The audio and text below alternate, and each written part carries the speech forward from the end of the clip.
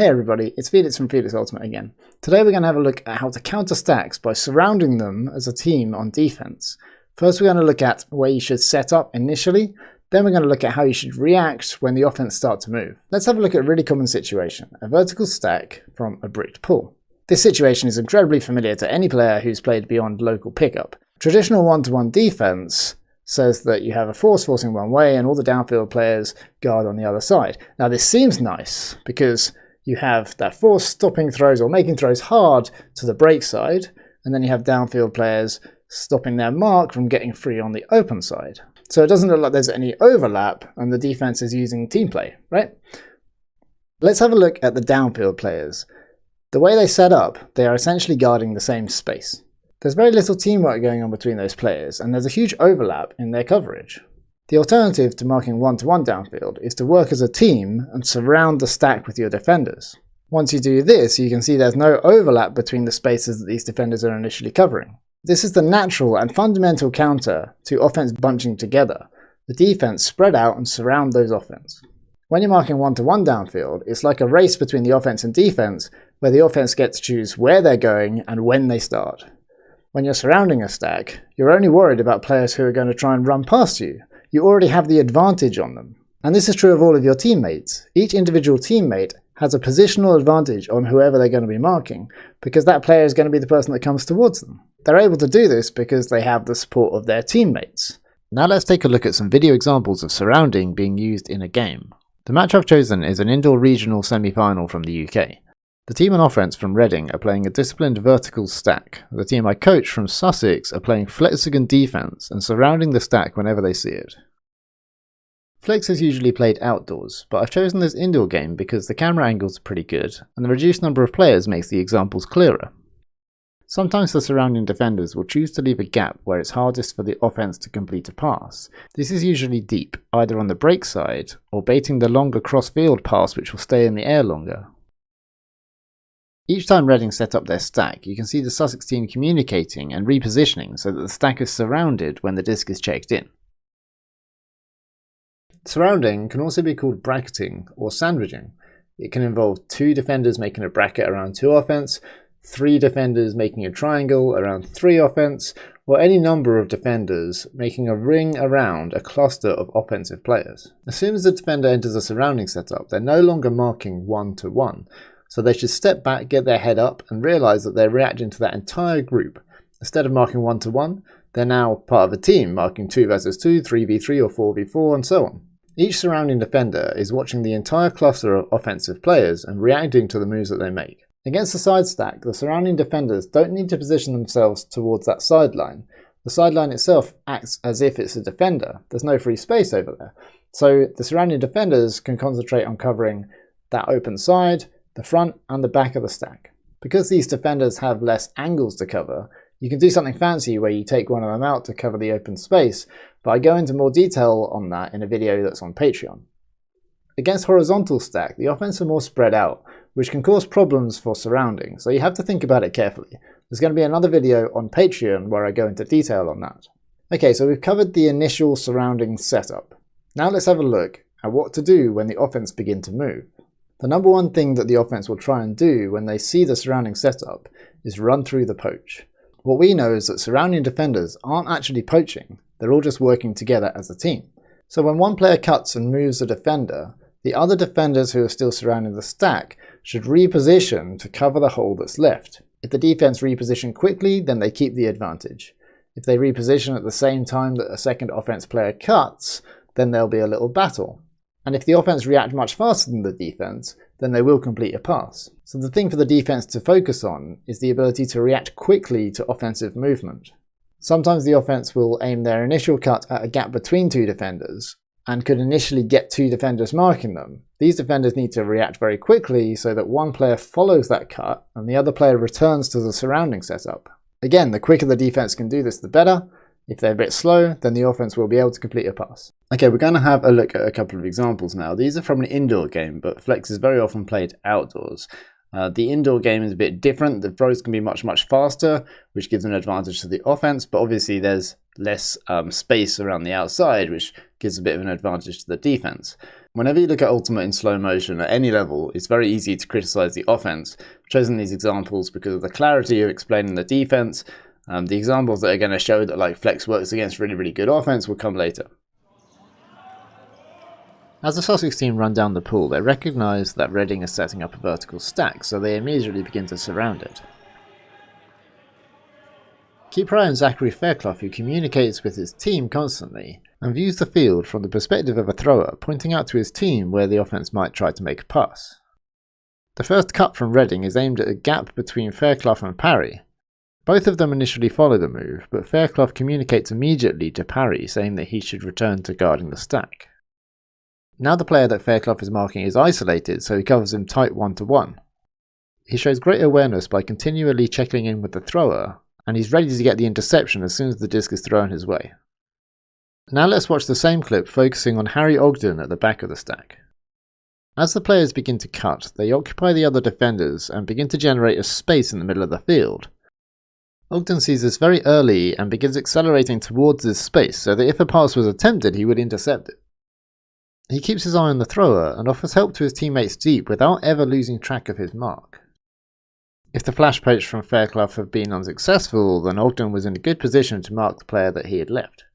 When starting at the back of the stack in a surrounding setup, it's very important to pressure the underpasses rather than to just poach off deep.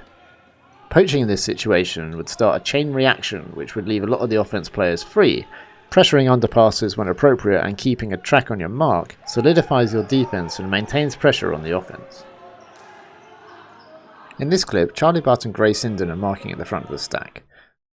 The first cut from Reading goes in between them, initially getting them both to take a step, before Charlie Butt adjusts and returns to marking the front of the stack.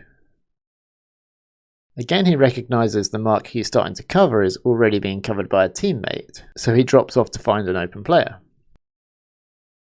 If you watch Ben McCrindle on the left, you can see he reacts a fraction of a second late to the movement by Reading, but his proximity, combined with Charlie Butt's presence, puts off the throw. If we watch the clip again from an offensive point of view, the player at the back of the stack considers the break side poach to have been moved and so attacks the space. He should run through the disc, but he's not expecting Harry Ogden to be on his shoulder. Ogden once again showing the value of not poaching off the back and being ready to punish underpasses that aren't 100%.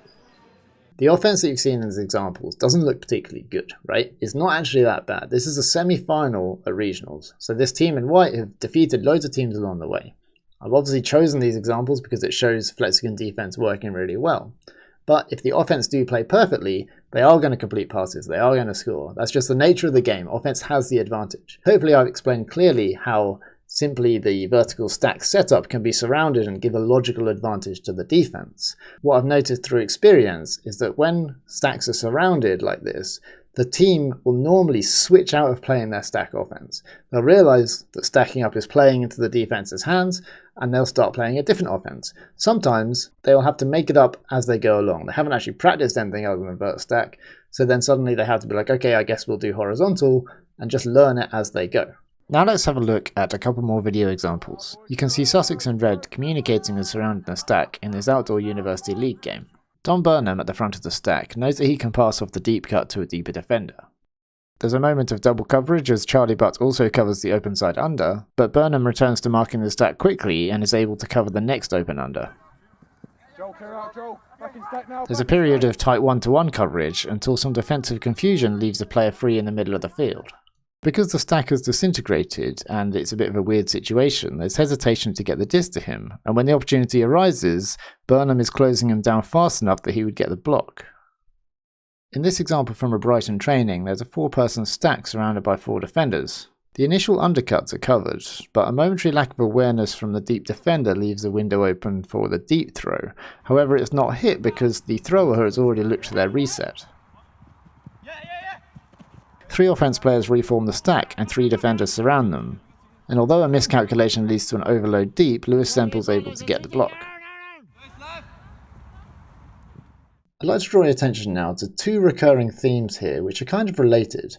Number 1, from that static setup, the initial options are reduced because of the surrounding, and this often means that the stall count rises more than it would do normally, and that first pass is often made backwards to the reset. And secondly, it's when a lot of players start cutting that the offense find they're more likely to be able to complete passes. So this means that it's the further away that they get from having a stack, which is their primary offense. The further away they're from that, the more players they have spread out, then it becomes more likely they're going to complete passes. So flex forces them away from having a stack into being spread out. Similar to hexagon offense, when you start learning flex, everything starts falling into place and it begins to write itself. So say you're marking a stack and you see a cut start going to your left, then if you just start moving to the left, it's going to be the right thing to do. Either you're going to stay with that player and be the person that marks them as they get isolated, or if one of your teammates takes that player, your movement to the left is actually covering the hole that that teammate is leaving. So it's kind of natural. You see that movement, you go with it, and you're going to be doing the right thing. This defense isn't reserved for experienced players or for players with high game IQ, whatever that means. Quite the opposite. This works really well with beginners. I teach this university level between week 3 and week 5, so very early on in the season. And then when the beginners play against other beginner teams that have learned how to stack up, our beginners have the advantage. The Sussex University team I coached that you've seen in these examples went on to win nationals this year. When flex is played at the top level of club in the UK, it causes the opponents lots of problems. They have to either switch out of playing their stack, all of their set plays are negated, and it inevitably adds a level of complexity and confusion to the offense, which plays into the defense's hands. You may recognise this clip from the switching video. It's Brighton playing Flexigan defence against European champions at the time, Clapham. Initially it looks as though the vertical stack is being guarded 1-to-1 by Brighton, but just before the disc is checked in, you can see Tom Manners communicate with Ricky Fungarino at the back of the stack. The back of the stack cuts under and there's an immediate reaction from Semple and Betson, who are marking at the front of the stack. Very quickly they communicate between themselves to decide who's going to stick with the cut and who's going to return to marking the stack. The downfield defenders were already applying a surrounding mentality, even though the defense looked like it was 1-to-1. Clapham's set play has been completely nullified by Brighton, so they look for the dump who gets a tight pass up the line. The downfield options are again completely nullified, this time by a switch on the far sideline. Clapham are forced to go to plan B, where they swing the disc across the other side of the field, and it's the defender who was originally marking the back of the stack who gets the D on the underpass. All these players on Brighton have been developing their field awareness and communication skills whilst training Flexigan defence for the last few years.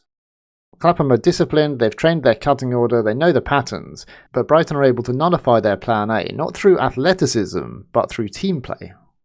By using team play, they do not have to be athletically superior to their opposition. They are stronger than the sum of their parts, and particularly effective when the offense bunch together and run a set play. I can't show this clip without also showing Ricky's dodgy wobbly pass to Hayden after catching the D, and then Manning's absolutely sublime hammer to the back corner of the end zone. Mannings with the hammer, that is inch perfect from Tom Mannings. This type of defense requires more teamwork and more communication, and a lot of teams will shy away from that. They won't trust their players to actually learn those skills, develop those skills and use them. But when you play flex, you not only gain an advantage over any team that stacks up, but you also learn these communication and team play skills and can apply them in any defense.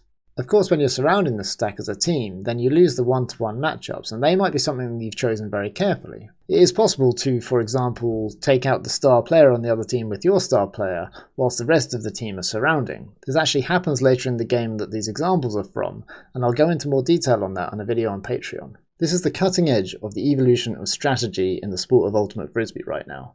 Surrounding is the natural counter to vertical stacks.